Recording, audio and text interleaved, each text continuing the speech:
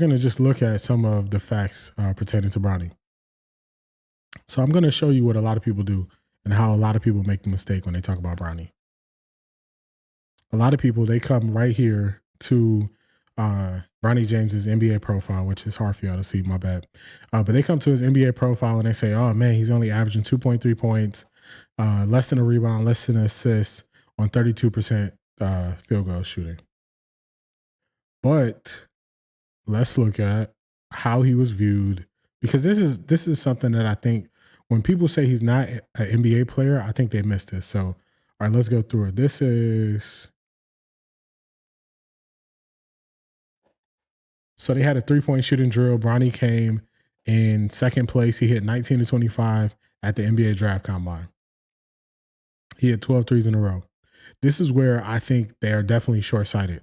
So if you've been watching the NBA for a while, you know how explosive Derrick Rose was as an athlete. Bronny James had the 4th highest max vertical in the draft combine. It was a half an inch higher than Derrick Rose.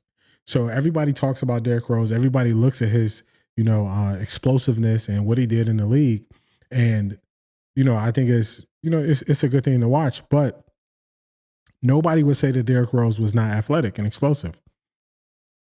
If Bronny James has a higher vertical than Derrick Rose, how could you not at least say when it comes to just athletic ability, he is somewhere in the room with Derrick Rose, as we see right here in front of us. So these are some of the things that people are just flat out missing when it comes to the actual facts of Bronny. When it comes to the facts, they just missing it. 40.5-inch vertical. So now I got another video. This is, I can't think of this guy's name. This is pre-draft. Oh, that looks terrible on the screen for y'all. Let me fix it. Let's go here. That's better. All right, so we're going to play this video, and they're going to break down how it was for Bronny, where he was projected, and this is after his time in the NBA Combine. So let's get it. Let me get this played. Jonathan Givony. Athletic skills in hopes of improving his draft. Jonathan Givony. All right, so let's get it. And there's no one better to bring in on this than our draft expert, Jonathan Givony. Jonathan, you've been at the NBA Combine all week in Chicago, and you've seen Bronny's workouts in person. I know you will have plenty of mocks from now until June 26th, but where are you projecting Bronny James today? Sinead, this was a positive week in Chicago for Bronny James. He's moved into the late second round of our latest projections. We're going to have him at 54 in our next update. That's kind of funny, right? So he's projected 54th. He was drafted 55th. And people like to say that he was overdrafted. It's crazy. All the way from the back end of our top 100. Talking to NBA people out here, they feel like he's legitimized himself as a real NBA prospect. He's not just some kind of sideshow, LeBron's son that, the cameras are following him, which that is the case with him. But I just think that the way he shot the ball in drills, the athletic testing, his first day in the 5-on-5 was pretty bad, but yesterday played a great role helping his team to a win, playing good defense, making shots, just showing his feel for the game, his versatility.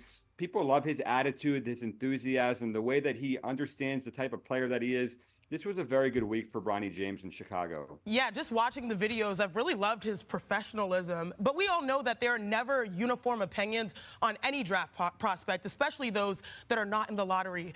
So it's truly subjective. What are you, though, hearing from scouts about Bronny's draft profile overall? Bronny James is a very polarizing player, both in the media and among fans, and also with NBA scouts. There is a segment of the NBA scouting population who have already decided a long time ago that Bronny James is not a real basketball player, and they want nothing to do with him. And he could go and have a triple-double in his next game, and they'd still be set in the fact that he's not an NBA player. And the only reason that we're talking about him is because of his last name. Now, there is some truth to that. That's where a lot of the intention comes from. But Bronny has done a good job of showing that he deserves to be on the radar. He was just as good as a lot of the other players that played 5-on-5. And he's a guy that has a real role at the NBA level as an 3-and-D off guard who can make shots, defend his position, play with energy. I compare him to like a Gabe Vincent or a Gary Harris type player. All right, so y'all see that clip there. Athletic skills in hopes of improving his draft stock. So it doesn't keep playing. All right, so y'all see like Bronny James was not overdrafted. You see how some teams, he even said it, some teams just view him as a sideshow regardless of what he did. And I think that people in the media are also viewing Bronny James that way, regardless of what he does. Even when they kind of speak on, they say, oh, well, the Bucks, he's playing against the Bucks, but he got in at the end of the game and he just started shooting up all these threes. Not true at all. It was pretty even with him scoring in the first half and the second half. His first game playing 30 minutes in the NBA. So, people just they're just kind of taking a lazy approach. And the lazy approach is just to say the only reason why we're talking about him is because of his last name. And I would say that podcasts, media, they're talking about him because of his last name. Very few of them are actually speaking on what he is actually doing. And that's where the mistake is. All right, so let's keep it moving. So I pulled up some stats here. And actually, I think it's going to be better. It's going to be better to... No, we're going to go through the stats and then we're going to get to Channing's next. All right, so I told y'all his stats in the actual NBA. But so Channing is... Oh, this is nasty. Let me X this out. Y'all can't see none of the players. Let me fix this up for y'all. All right, so let's like this. And...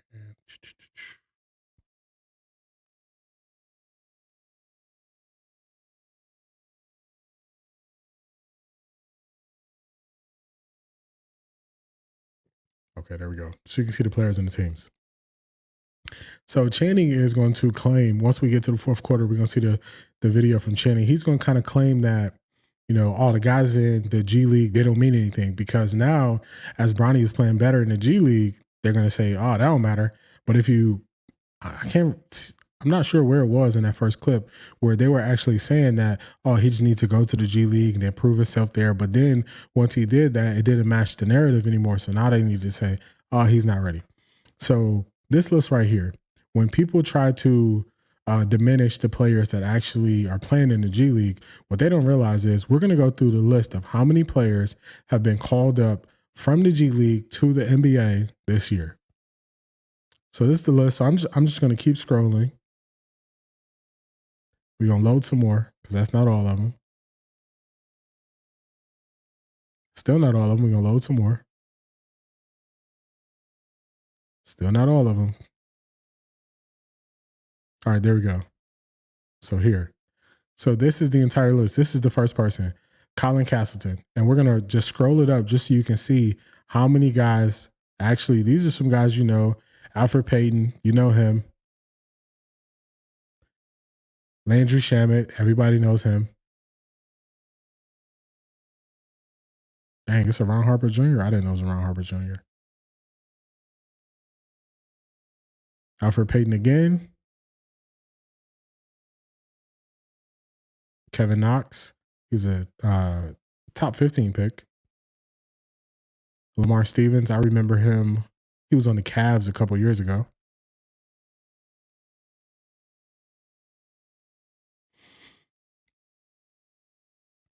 Mo Bamba, high round pick. Kevin Knox again. Marcus Bagley.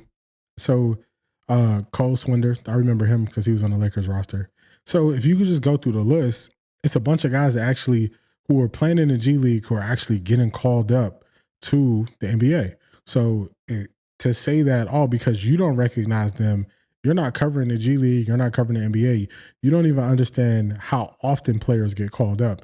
And then now, towards the end of the season, we're going to see more guys who have been on two-way contracts actually get signed to NBA contracts. That just happened with the Lakers. They just waived Cam Reddish and, man, I think his name is Goodwin. I don't want to mess his name up, but he's been balling off the bench. High energy player. He's the guy that kind of has he has the high top, and he started playing with a face mask, so he must have had an injury. But He's on the Lakers. All right, so this is what Chaney's going to do. Chaney's going to take the list, and this is the list of, he's just going to search how many points that people are averaging, because Bronny is averaging 21 points. And he's not going to see Bronny on this list in the top 50. But this is the problem. This list, it's a little bit small for y'all, so just trust me, I'm not lying to you. The 50th player is averaging 6.4 points per game. But these guys are playing 27, 30, 33. The lowest one I'm seeing on here is like 17 games. I'm not seeing anybody less than 17 games. Why does this matter? Bronny has only played 11 games in the G League because he's been getting called up to the NBA roster. So when Channing in the fourth quarter of this show, he's going to do that quick search, we're not going to see him see Bronny, and it's because the type of search that he does. He just does a quick Google search.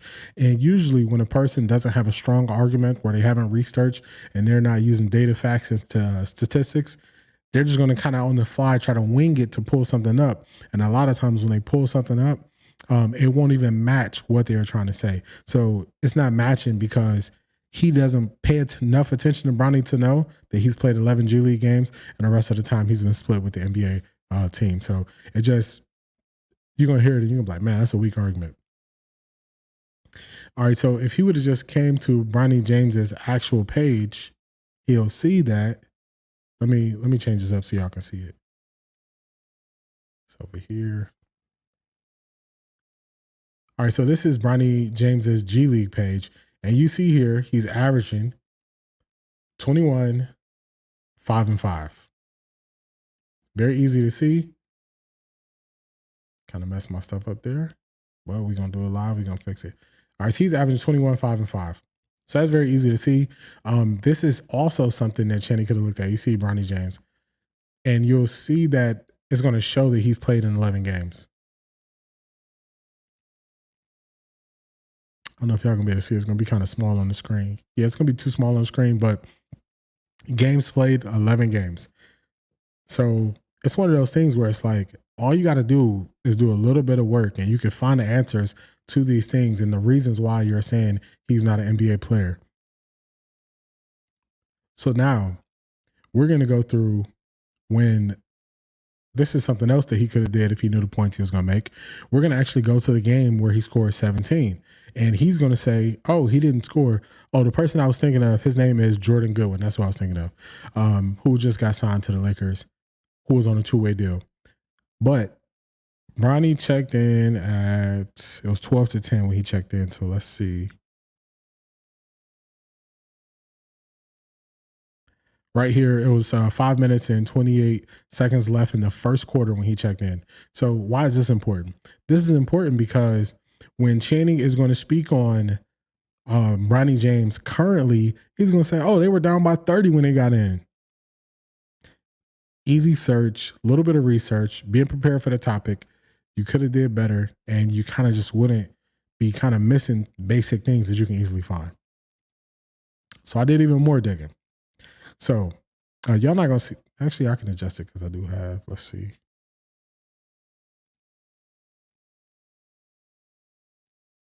All right, so when people grade Bronny and what they think of him and what he's done and where he's been, they are not looking at the rest of the NBA class.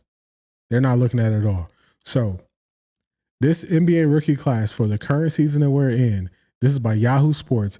They're saying they're off to the worst start in history. And why are they saying that? They're saying that because no rookies, this is rookies drafted 1 all the way to the end of the draft.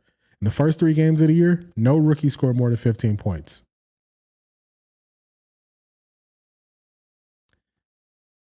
First 3 games of the year, no rookie from the first to the end of the draft had more than 30 minutes in a game. So those are 2 things that I was able to find very easily because I was actually looking for the right things to see, okay, is he doing anything different than any of these other rookies? Is he doing worse than any of these other rookies? And the answer is no. People don't, they're talking about too many subjects broadly, and they're just not able to do the research to actually find these things out. Then this is another story I looked up. All right, so this is prior to the draft, but I'm going to show you how many players in the last 35 draft classes have actually made an all-star team. 21 players who were drafted in the second round. So why does this even make sense? I'm telling you this because when they try to act like Bronny doesn't belong as a potential flyer based on his upside in the second round, the end of the second round at that, they're just crazy because it's only been 21 guys drafted in the second round that actually made an all-star team in 35 NBA drafts. So think about how many guys that is. 1989 is when they went to the 2-round format, first and second round. So this is where I say that people are not being honest, or I don't know if they're lying, but I don't think they know enough. I'll be nice. I don't think they know enough about how the NBA works to even say that he wasn't worth a second round pick at the end of the second round. So you had draft analysts saying he was working his way up from being the 100 prospect all the way into the 50s where he was drafted, which was 55, which makes sense based on how he graded out at the NBA Combine. They talked about his athleticism at the NBA Combine. They talked about his understanding of the game at the NBA Combine. These are things that help you see the vision. The vision is in the right environment, the right circumstances, can this person get better? You will hear a lot of athletes from all sports basically go to the wrong environment and it stunts their growth, stunts their career, they'll flame out. So if you have a person who has the potential, they have the athleticism, and they just need to be in the right environment to work their way up, this is what you get. You had 21 guys. So basically, the second round, I know that everybody wants to make it like the second round is just a guaranteed spot on the team. It's not true. I've even done more research and showed that usually after a couple years, or actually I'll tell you this, a second round draft pick, their career length on average is 4.8 years. So they don't even make it 5 full seasons in the NBA. So when we're doing all this scrutinized Bronny James after 11 games in the G League, and I don't even know how many games he got into the actual NBA because his minutes were very low in a bunch of those games, we're scrutinizing him when this is not where the guaranteed guys go. The guaranteed guys are the first round picks. But one thing you don't hear is you don't hear them talk about the number 1 overall pick, the second overall pick. You don't hear them talk about any of those guys. They talk about Wendy from last year, but you rarely hear them talk about any of those guys from this year and how they're actually doing because they don't want to cover it fully on what's happening, what the picture is. So I just thought that was interesting. So the reason why I'm showing you how many guys actually made an all-star team that were second round picks is because Chaney's going to say some crazy things when we get to the fourth quarter and we talk about him. We talk about Bronny James and where they project him and all this stuff. So that's why I'm telling you. So all this is to set the ground. So now we already had the answers to the test when we go listen to Channing in the fourth quarter to see how he kind of views Bronny and why he views Bronny that way.